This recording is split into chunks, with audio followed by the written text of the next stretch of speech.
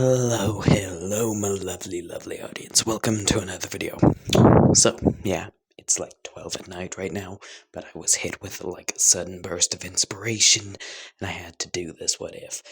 Anyway, this what if was suggested to me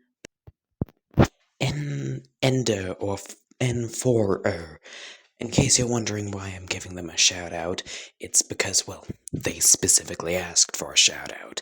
So if you want a shout out upon a what if suggestion, if you want a shout out, because you gave me a what if suggestion and I'm doing it, just ask. I normally don't know, so I just think people don't want one. But yeah, if you do, tell me.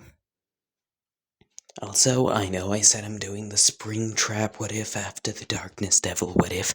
Yes, I already did it. It's posted on my channel. Check it out. Yeah. I know I said I was doing spring trap what if after, but random inspiration struck, so might as well just get into this what if. Now, quick warning, disclaimer, I guess. It'll probably be short. My current guess is like 18 to 20 minutes. That's just my guess. Maybe it'll be longer, maybe it'll be shorter, but yeah. Anyway, with that aside, let's get on with the what if. Now, Izuku Midoriya. He would be a happy child growing up until, well, his 4th birthday, where he would be confirmed quirkless by the quirk doctor. Now it changed his father. It permanently changed his father. Give me a moment. Izuku once held his father in, well, high regard, since he was one of the top 30 heroes and owned an entire, scrapping business. He was known as Salamander, and his fire-breathing quirk was one to behold. But ever since, Izuku was confirmed quirkless, he really hasn't been the same man.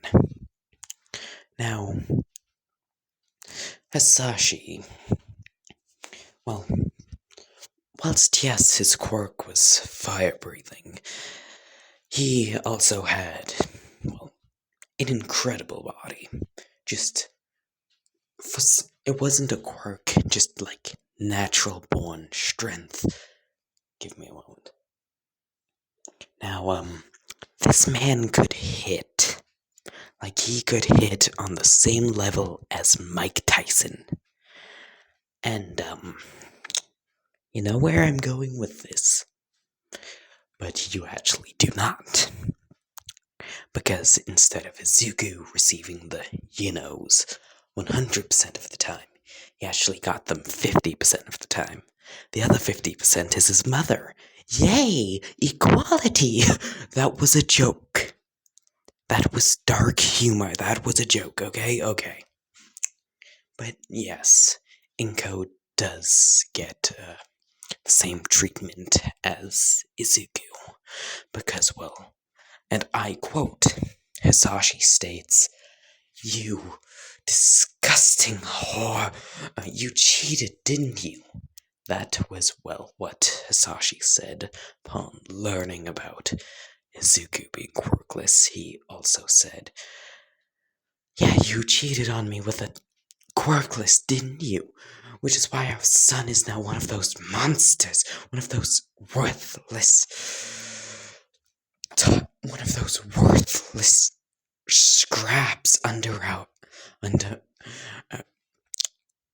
those worthless scraps that should just all die out." Yeah, Hisashi really wasn't and isn't fond of quirkless people. And, considering that Inko gave birth to Izuku, who is quirkless, he deems her as a tainted vessel, as you would say. She has been soiled by, she has been soiled by a quirkless type thing.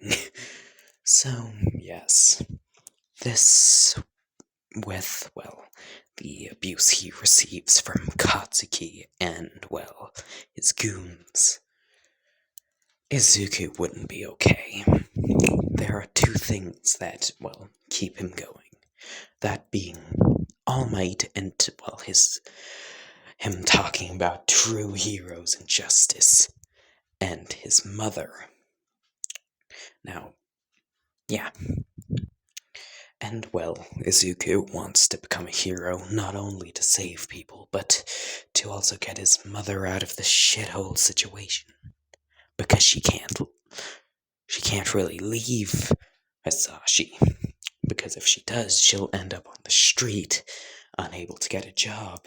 Because, well, let's just say, the number 30th hero can pretty easily ruin someone's reputation and cause them not even to be able to, well, sell their body at that point. So, yeah, Inko can't leave. And, well, even if she did, what about Izuku? Give me a moment. Yeah. Izuku would, well, grow up essentially being like a hollow shell. With no real meaning. Well, he does have meaning, that being getting his mother out of that shithole situation she's in. But other than that, he, well, wouldn't really have that much of a point in really living. His eyes are constantly hollow and sunken, and, well, every night he suffers from a horrible, horrible nightmare, almost always pertaining to his father. Or Bakugo. Either one. Along with that, and, well, Izuku has, well, randomly gets panic and anxiety attacks. It is not a fun time to be, well, Izuku. So, well, cut to the start of the anime. Izuku, he's like a broken robot, a broken automaton. Everyone celebrates wanting to be a hero. He, well, with their quirks, once the teacher goes, "I know you all want to be heroes." Izuku doesn't. He doesn't even bother to cover his face in embarrassment. He just sits there, thinking about, well, his mother's last beating and, well, how much better he's gotten at, well, medical care because of it. After, well, the 40th or so beating, Izuku needed to start patching up Inko because, well, it's kind of difficult to look after to stitch up a wound when your hands are broken, like both of them. So, yes, the teacher, being the jackass he is, would announce that Izuku and Bakugo are going to UA. Bakugo, well, attempts to get a reaction out of Izuku. Emphasis on attempts, but Izuku doesn't doesn't pay him any mind.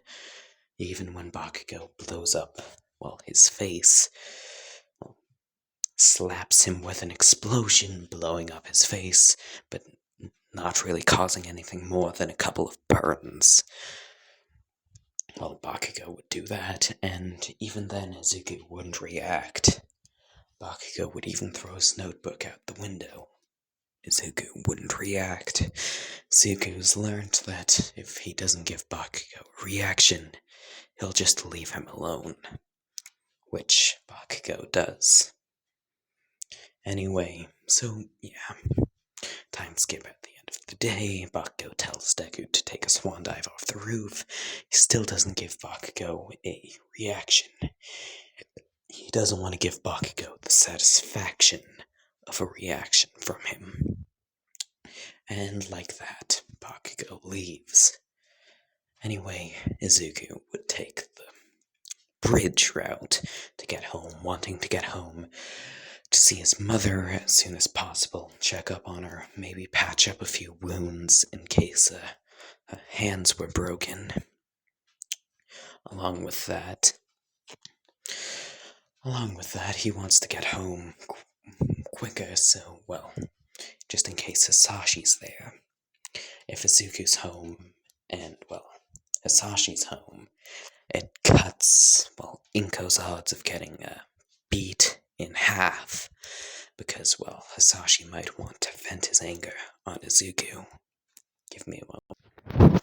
So, yeah, Izuku's, well, walking under the bridge, as, well, the sludge villain would burst from the grate, and, well, in case Izuku would, well, remembering his mother for the first time in, well, months, would actually start trying to escape, start trying to fight back. He can't die. He won't die. He needs to become a hero for his mother, to help her. That's the thoughts rushing through Izuku's head as everything would start to go, well, dark, as he would hear a booming voice yell, "I am here!" As, well, the sludge villain would burst and break apart, covering the walls and everything. All Might had to smashed it, getting there a bit earlier than canon. Anyway, Izuku, who's recovering, would thank All Might, ask him for an autograph, then help him collect the sludge villain. As well, All Might would get ready to jump away, but Izuku would quickly remember a question he had for All Might, as he would quickly jump on his leg as All Might would jump off. Yeah. So Izuku, well, they would land on a, building. All Might would go Small Might form, cough up blood, that entire thing. As well, All Might would ask Izuku, "Yeah, what do you want to know, kid?" As Izuku, well, showing emotion for the first time to anyone aside from his mother for years at this point. To everyone, he's just been this broken robot. Well, except for to his mother. He actually he actually bothered to articulate his facial muscles to show concern or joy when around her. And, well, yeah, Zuko would look at All Might, a nervous expression on his face as he would ask, "All Might, is it possible for someone without a quirk to become a hero?" All Might would stand up, the sun gleaming behind him, wind flowing through his hair. As he would take in a deep breath, a choir would start singing, as All Might would go, "No." The choir would stop, like the entire atmosphere would drop, as All Might would just go, "No, not at all. Someone without a quirk could never, ever, ever, ever, ever, possibly in a million years of training, ever fathom becoming a hero. It ain't happening. Sorry, kid." As All Might would just pat Izuku on the shoulder and walk off. As you can guess, I went the movie route with this one. So, yeah. Izuku's dreams were crushed. As, well, he would go home, seeming, well, even more depressed and robotic than usual. He would come home to see, well, his mother on the ground, bleeding from her forehead, her hands, well, bruised, broken. Think like season 1 Izuku during the sports festival when he just kept on flicking in Todoroki's eyes. Yeah, that's Inko's hands.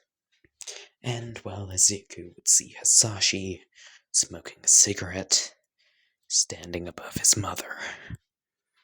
He feels the silent rage bottling up as Izuku would pounce at his father and try and swing at him.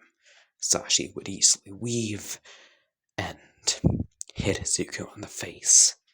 everything would go dark, and Izuku would wake up on the floor, missing a tooth and bleeding from his nose.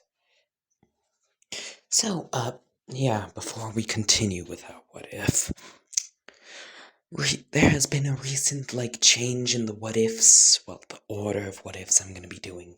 So, it has been updated to this, the Springtrap what if, a Moog what if from Elden Ring, and then the Hell Devil. Okay? Okay. Anyway, so, yeah.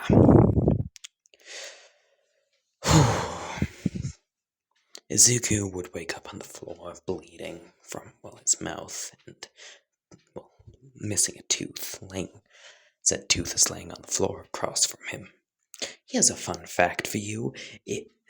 If you ever lose one of your adult teeth, like grown teeth, you can, teeth that you get after your baby teeth come out. If you lose one of those teeth, you can simply wash it off and pop it back in the socket. Like, pop it back in, and it'll just reconnect with its roots.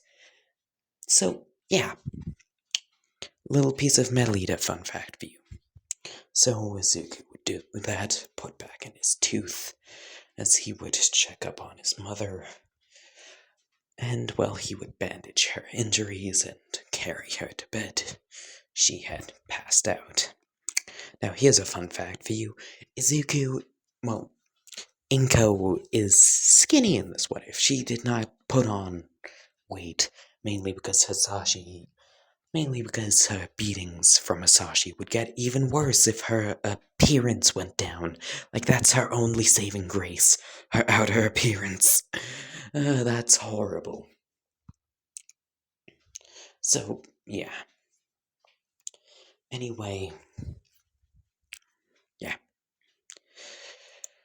So, Izuku would go online remembering an ad he saw on a shady website about a guy with a quirk where if he cuts your blood, he can copy your quirk into a stone. Izuku knows what he has to do, and he doesn't know whether to be excited or scared. Anyway, one night, Izuku would go up. Time skip about 2 weeks.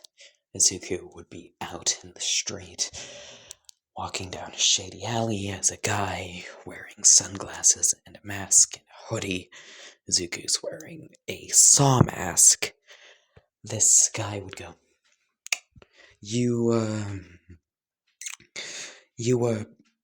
Izuku Bean 682? As Izuku would go, You Stoner 8372? The guy would nod, of course, I'm asking about you. Zuko would nod and say, yeah.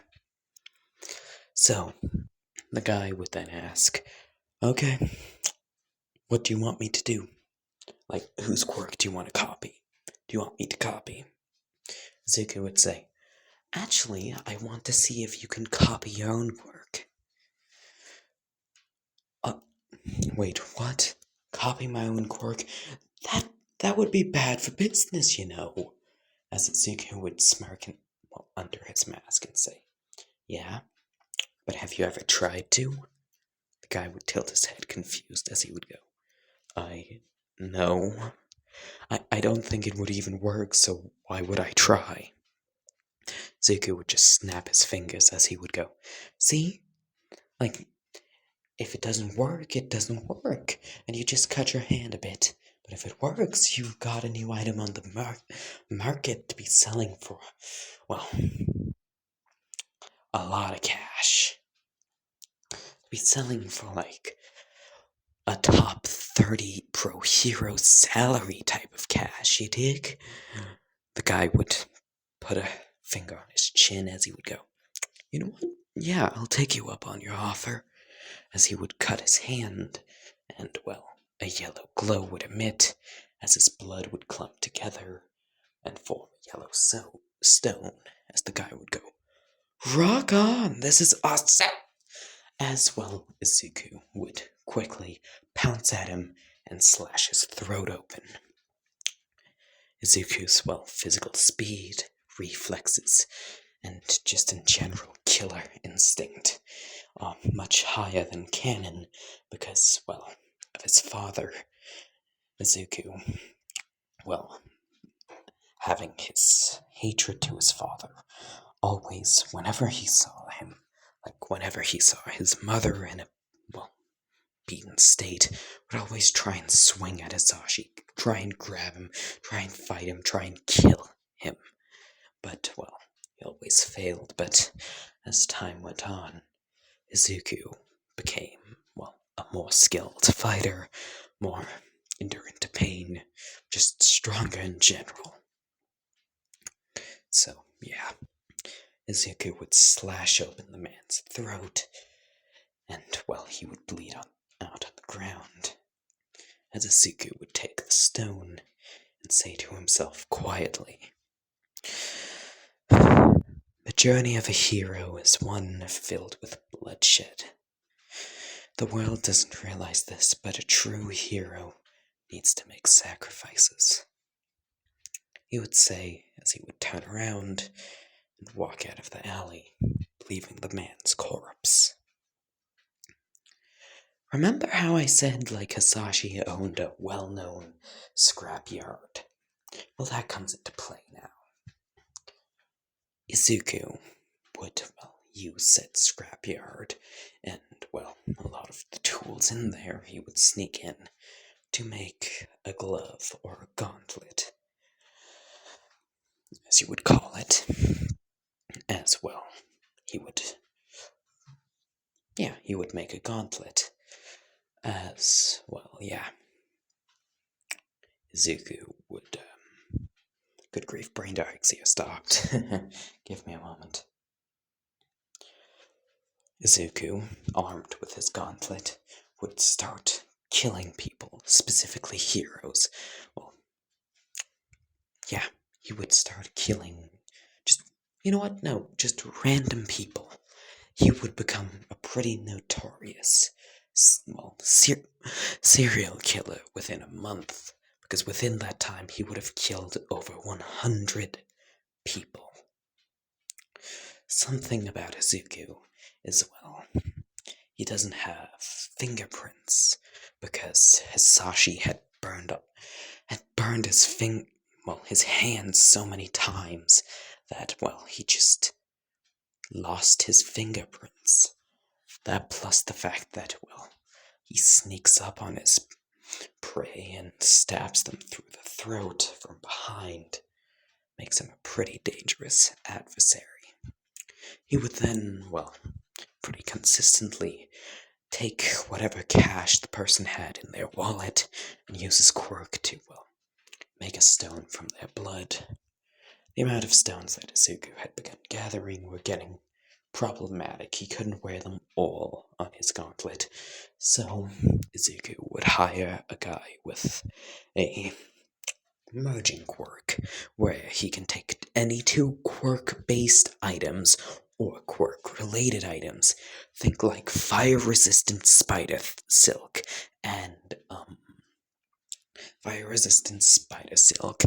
and shock-absorbent iron, and he could combine the two and give it the effects of both sides, like the durability of iron, the flexibility of spider silk, the fire resistance, the shock absorption. So Izuku would hire this guy to combine his stones for him. He would have, look, his gauntlet isn't this ornate yet.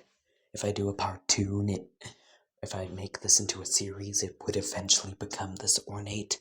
But Izuku settles on, 1, 2, 3, 4, 5. Yeah, I wasn't crazy. 5 stones.